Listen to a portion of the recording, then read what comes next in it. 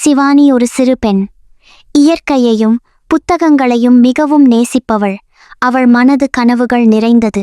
புதிய இடங்களை அறிய வேண்டும், புதிய விஷயங்களை கற்க வேண்டும் என்ற ஆவல் எப்போதும் அவளிடம் இருக்கும். அன்று அவள் மிகவும் சோர்வாக இருந்தாள். படுக்கைக்குச் சென்று சிறிது நேரத்திலேயே தூங்கிவிட்டாள்.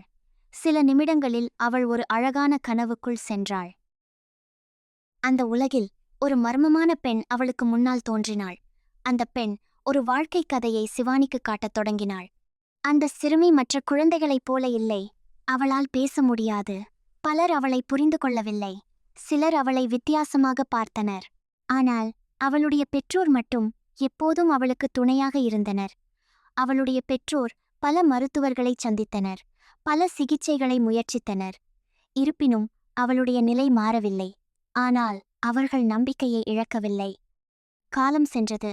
பேச முடியாவிட்டாலும் அவள் இயற்கை தாவரங்கள் மற்றும் விலங்குகளை நேசித்தாள். பெரியவள் ஆன பிறகு விலங்குகள் மற்றும் மூலிகை மருந்துகளைப் பற்றி நிறைய படித்தாள். ஒரு நாள் அவள் நூலகத்தில் படித்துக் கொண்டிருந்த போது ஒரு புத்தகத்தை பார்த்தாள். அந்த புத்தகம் தூசி படிந்து பழையதாக இருந்தது.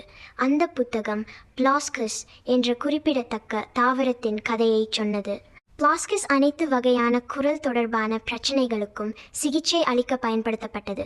அந்த செடியை பயன்படுத்தி மூலிகை மருந்துகளை தயாரிப்பதற்கான குறிப்புகளும் இன்னும் நிறைய தகவல்களும் அந்த புத்தகத்தில் இருந்தன. பிளாஸ்கஸை கண்டுபிடிப்பதில் உறுதியாக இருந்தாள். அதனால் அவள் சில பயணிகளிடம் உதவி குறிப்புகளை கேட்டுக்கொண்டு புறப்பட்டாள். அது சோல்டட்ஸ் என்ற காட்டில் இருப்பதை கண்டுபிடித்தாள். சோல்டட்ஸ் என்பது தென் அமெரிக்காவில் உள்ள மிகவும் ஆபத்தான மழைக்காடு. அது ஆபத்துகள் நிறைந்த நீண்ட பயணம். அவள் இறுதியில் பிளாஸ்கஸை கண்டுபிடித்தாள்.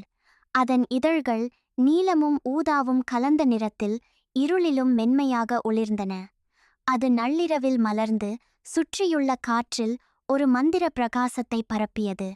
வீட்டிற்கு வந்து மிகுந்த நம்பிக்கையுடன் மருந்து தயாரித்தாள். புத்தகத்தில் இருந்த குறிப்புகளை பின்பற்றி பிளாஸ்கஸ் இதழ்களை ஊரலில் இட்டு மென்மையாக அரைத்தாள். அதிலிருந்து வெளிப்பட்ட ஒளிரும் விழுதை நீரில் கலந்து நம்பிக்கையுடன் அருந்தினாள்.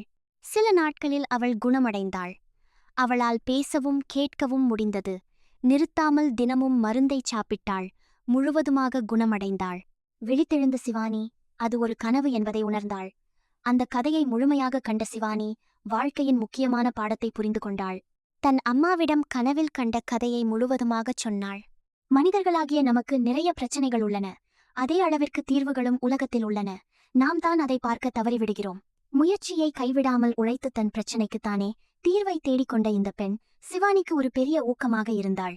கனவில் வந்த அந்த பெண் சிவானியின் கண்களுக்கு ஒரு கனவு தேவதை போலவே தோன்றினாள்.